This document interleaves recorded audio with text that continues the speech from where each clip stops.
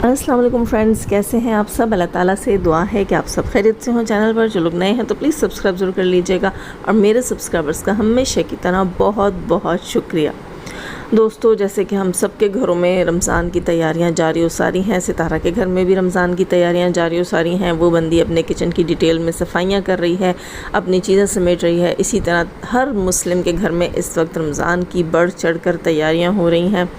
मैंने भी अपने काफ़ी सारे काम निपटा लिए, काफ़ी रहते भी हैं, अभी भी रहते हैं। कुछ काम थे, मतलब मीट वगैरह सारा, चिकन और मेंस जो कुछ भी है वो मंगवाना, उसके पैकेट्स बनवाना वो कर लिया है। कुछ उसमें भी अभी काम बाकी है, वो भी करना है। उसके अलावा चने जो होते हैं वो बॉयल करवा के पैकेट्स बना कर रख लिए हैं। लहसुन अदरक का पेस्ट बनाकर फ्रीज़ कर दिया गया है। हरी चटनी बनाकर फ्रीज़ कर दी गई है। खट्टी मीठी चटनी जो होती है इमली आलू बुखारे की, वो भी रेडी हो चुकी है, वो भी फ्रीज़ कर ली गई है। इसके अलावा और क्या चीज़ फ्रीज़ करने की है, शामी कबाब बनने हैं जनाब, वो फ्रीज़ होने हैं। और टमाटो प्यूरी देखेंगे, अगर हो पाया तो ठीक है, नहीं तो इतना मसला नहीं है, वो तो रेगुलर बेसिस पे आता है, चल जाता है, वो भी चल जाएगा। इसके अलावा स्ट्रॉबेरी के रेट्स बड़े मुनासिब हुए हुए हैं, स्ट्रॉबेरी भी लेकर फ्रीज़ की जा रही है। कुछ हो चुकी है, कुछ रहती है। और मटर भी फ्रीज़ कर लिए गए हैं। अब आप लोग कहेंगे हाय जाजिब ने फ्रीज़र भर लिया। भाई क्या करें, रमज़ान में जो है ये काम नहीं होते रेगुलर बेसिस पे मटर छीलना, और काफ़ी सारी चीज़ें ऐसी होती हैं जो मार्केट से शॉर्ट हो जाती हैं। तो सितारा से मैं कहूँगी जनाब आप भी अपनी इस किस्म की जो ग्रॉसरी वो भी कर लें। वैसे तो सितारा का फ्रीज़र काफ़ी चीज़ों से भर चुका, उस दिन मैं उसके ब्लॉग में देख रही थी। अब मुझे लगता है सितारा को थोड़ा बड़ा फ्रिज या डीप फ्रीज़र लेना पड़ेगा, अगर उनको लगता है कि रेगुलर बेसिस पे नहीं, वरना रेगुलर बेसिस पे भी हो ही जाता है काम। खैर दोस्तों, बात कर रहे थे हम आज यहाँ सितारा के व्लॉग की। सितारा ने अपने व्लॉग में दिखाया कि उन्होंने अपनी मम्मी के रूम में लगवा दिया है एसी।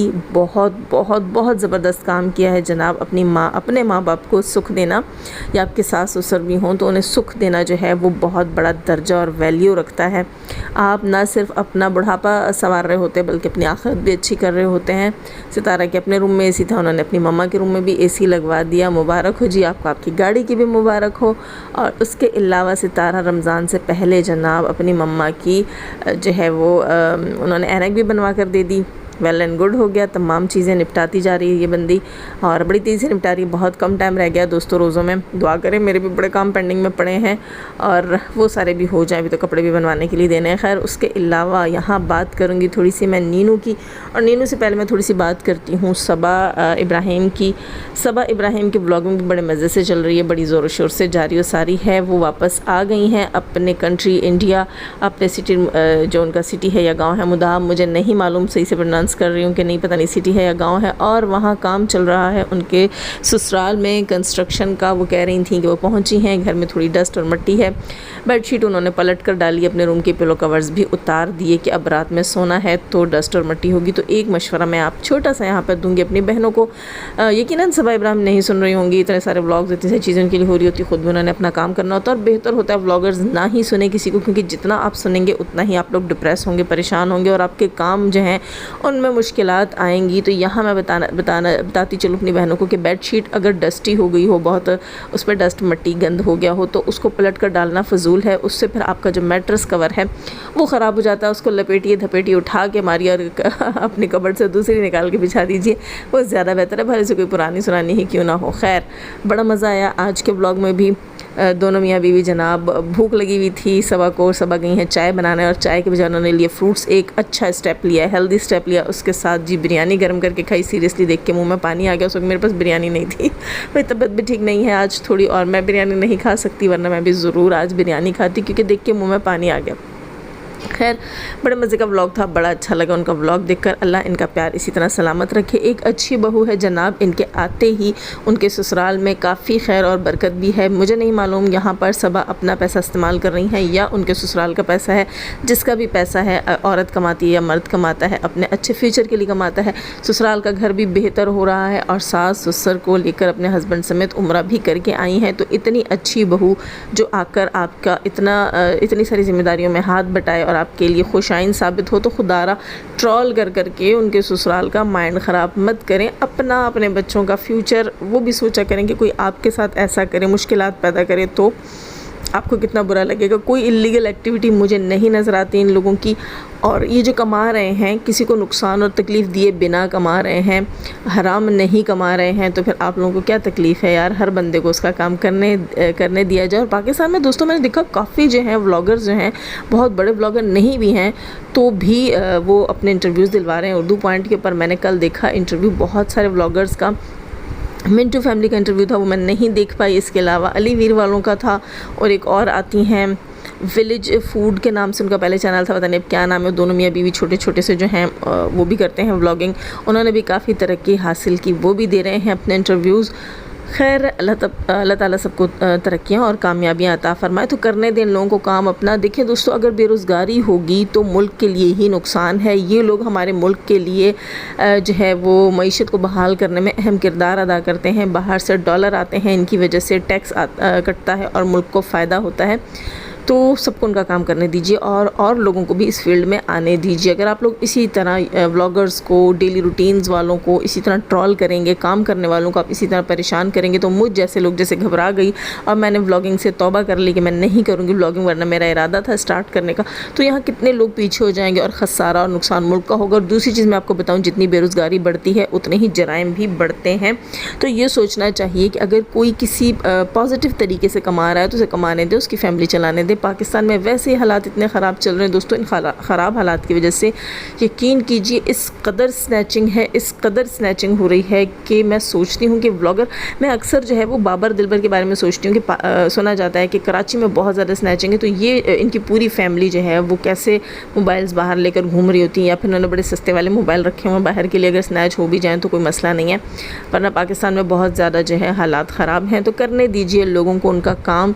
यहाँ पर कोई भी नंग धड़ंग होकर नहीं आ रहा और कोई भी गंदगी जो है वो IT के ऊपर नहीं कर रहा, तो करने दो उनका काम। इसके अलावा बात कर रही थी मैं नीनू से रिलेटेड। जी दोस्तों, नीनू ने बताया कि उनकी जो खाला थी फरीहा, वो हुई हैं उनसे नाराज़, और इस बंदी ने भी लगाना शुरू कर दी हैं कम्युनिटीज़। यार पता नहीं, समझ नहीं आती आप लोग अपनी डर्टी लॉन्ड्री क्यों लेकर आते हैं YT के ऊपर। खैर यहाँ मैं आपको बताना चाह रही थी कि आखिर वो खाला जो है वो किस बात पे नाराज़ थी, वो दोस्त कौन थी। नीनू ने बताया कि खाला इसलिए नाराज़ हैं कि खाला ने कुछ जो है सामान गिफ्ट जो है वो अपनी किसी फ्रेंड के लिए नीनू के हाथ सऊदीया भेजा था। नीनू से कहा था कि हरम में उनको दे दीजिएगा। अब जब नीनू कहती हैं कि मैं वो सामान लेकर गई हूँ, लेकिन वो जो फ्रेंड थी मेरी खाला की, उनको छुट्टी नहीं मिली उनकी जॉब से, और वो आकर अपना सामान कलेक्ट नहीं कर सकी मेरे पास से। और फिर मुझे जो है फरीहा ने कहा कि आप पार्सल भिजवा दो, और वहाँ ये पार्सल नहीं भिजवा सकी। तो यहाँ मैं एक चीज़ कहूँगी कि देखें, आप किसी गैर शहर में हैं, गैर मुल्क में हैं, जहाँ आप नहीं जानते हैं रास्तों को, तो वहाँ आप किसी के लिए इतनी खिदमत गुजारियाँ नहीं कर सकते। किसी को इतना भी परेशान नहीं करना चाहिए जो गैर मुल्क में हो और वहाँ की चीज़ों को, रास्तों को, चीज़ों को नहीं जानता हो, उसके बाद आप उसके ऊपर इतना सारा बोझ डाल दें। अगर आपने पार्सल ही करवाना था फरीहा साहिबा, तो आप पाकिस्तान से डायरेक्ट भी पार्सल करवा सकती थी। उसके अलावा आपकी दोस्त को भी एहसास होना चाहिए था कि एक दिन की छुट्टी या कुछ घंटों की छुट्टी उन्हें भी ले लेनी चाहिए थी। अगला आपके बाप का नौकर तो है नहीं कि किसी को भी कि आपके घर कोई गेस्ट आए और फिर उसके पार्सल्स भी आप लोग जो है वो भिजवाएं या मिलने के लिए जाएं। और यहाँ जनाब नीनू ने बताया कि मैं तो जा नहीं सकती थी पार्सल करवाने के लिए, और जो मामू हैं उनके, जी बिल्कुल आप समझ गए होंगे कौन से मामू, जिनको लोग ZANI कहते हैं, वो वाले मामू यानी सलमा का बलमा जो है वो बता रही थी नीनू कि उनसे ज़्यादा बात नहीं करते। जी उनसे ज़्यादा बात वो क्यों नहीं करते हमें नहीं पता, या ये मामला जो है सारा नीनू ने ख़राब किया, गंद किया, लोगों के बीच में गलत फहमियाँ पैदा की, इसलिए नहीं करते, या फिर नीनू की खाला हो गई हैं होशियार और 2 आँखें कर ली हैं उन्होंने 4, और नीनू के ऊपर भी रखी गहरी नज़र और अपने हस्बैंड को भी डाला। इस बार उन्होंने पट्टा या लगाम जो कुछ भी है वो डाल के बड़ा खींच के रखा और बात नहीं करने दी किसी को। वो कहते हैं ना, सीधा तीर कर दिया जी उस बंदी ने अपने शौहर को। अब वो हम लोग दिखाती है कैंडल लाइट डिनर, असल में उसने अपने शौहर को सीधा करके रखा हुआ है। और जो सबसे अहम बात मुझे यहाँ बतानी थी जनाब, वो फ्रेंड कौन थी फरीहा की, वो है मेरे ख़्याल से दोस्तों, जहाँ तक मेरा अंदाज़ा जा रहा है, अगर फरीहा ने अभी तक नहीं बताया कि उनकी मम्मी कौन है, कहाँ है, क्या कर रही हैं, तो यकीनन ये उनकी मम्मी है, कोई फ्रेंड नहीं है।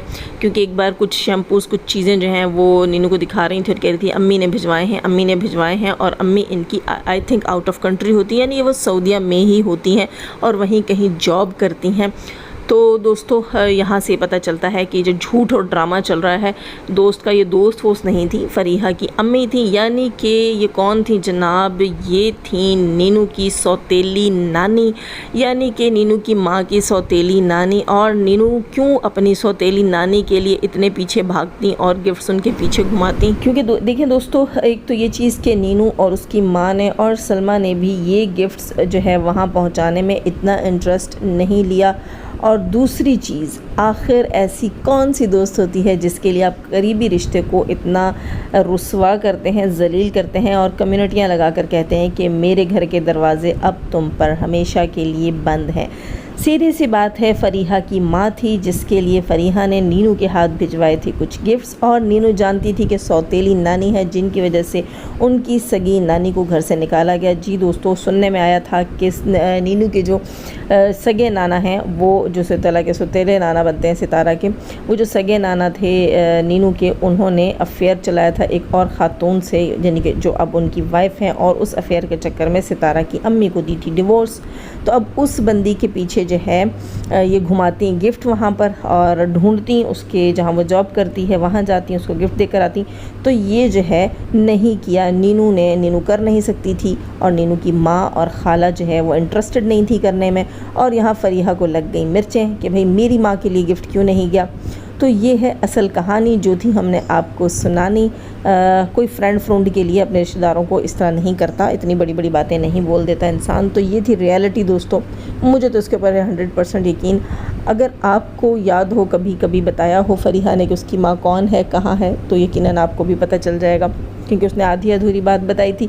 ये लोग अपना सच तो आधा अधूरा रखते हैं, लेकिन दूसरों को नंगा करने में बहुत ज़्यादा इंटरेस्टेड होते हैं। इसके अलावा नीनू कह रही थी कि ये चीज़ें वाईटी के ऊपर बताने की तो नहीं होती हैं, कंट्रोवर्सियाँ क्रिएट नहीं करनी चाहिए वाईटी के ऊपर। तो नीनू आपसे ही सीखा है, आपकी खाला फरीहा ने, जैसे आप कह रही थी कि आपने उसे चैनल बना कर दिया। आपको याद होगा आपने आकर यहाँ किस किस के भांडे नहीं फोड़े, दो खालाओं के बीच में मिसअंडरस्टैंडिंग क्रिएट करवा दी। आपको हर मंथ क्या होता है वो भी आप आके बता देती हैं, आप पिल्स खा लेती हैं वो भी आप आके बता देती हैं। इसके अलावा वो आपके नाना हुजूर ने सितारा के घर से निकाला था, मामू साजिद और पता नहीं किस किस का आप कह रही थी कि उन्होंने आपको धक्के मार के निकाला, वो कहानियाँ भी सारी वाईटी के ऊपर लेकर आई थी। आप ये हरकतें करती थी। अब आपका जो जेठ है वो और आपकी ये सौतेली खाला जो है, उन्होंने बेड़ा उठाया है आपको कंट्रोवर्सी में लाने का। वैसे दोस्तों, बहुत से लोगों का कहना है कि नीनू ये कंट्रोवर्सीज़ खुद क्रिएट करवा रही है, क्योंकि उसे भी वायरल होना है। उसने देखा है कि उसकी वो जो ड्रामा क्वीन खाला है वो कंट्रोवर्सी क्रिएट करवा कर काफ़ी हद तक वायरल हुई है, और उसको व्यूज़ अब पहले से अच्छे पड़ रहे हैं। पहले से सितारा के व्यूज़ इन्होंने गिराने की कोशिश की, चलो किसी हद तक कम हो गए, लेकिन रिस्क जो होता है, जिसके नसीब में जितना होता है उतना ही उसको मिलता है। तो नीनू आपके स्टूडेंट्स जो हैं बड़े अच्छे जा रहे हैं, आपसे यही सीखा है उन्होंने। और मे बी जैसे बहुत से हमारे जो फ्रेंड्स हैं, हमारे जो दोस्त हैं, कोलीग्स हैं, रिएक्शनिस्ट, उन सबका कहना यही है कि दाल में कुछ काला है, यानी कि ये सब कुछ जो है वो नीनू खुद करवा रही हैं, कंट्रोवर्सी क्रिएट करवा रही हैं। वेल एंड गुड, देखते हैं आगे आगे क्या होता है। दोस्तों लाइक करके जाइएगा, आपके लाइक के बिना सीरियसली मुझे भी खाना हजम नहीं होगा और आपको तो होना ही नहीं है। सब्सक्राइब करके जाइएगा। जाने से पहले हमेशा की तरह दुआ, अल्लाह ताला हमें आसानियाँ अता फरमाए, आसानियाँ बांटने की तौफीक अता फरमाए, और शैतान सिर्फ मर्दों और औरतों से रखे हमें, हमारे चैनल्स, हमारे पैनल्स, हमारी फैमिली, हमारी कंट्री को महफूज। आमीन सुम आमीन। अपने दुआ में मुझे भी याद रखिएगा, अपना बहुत सारा ख्याल रखिएगा। अल्लाह हाफिज़।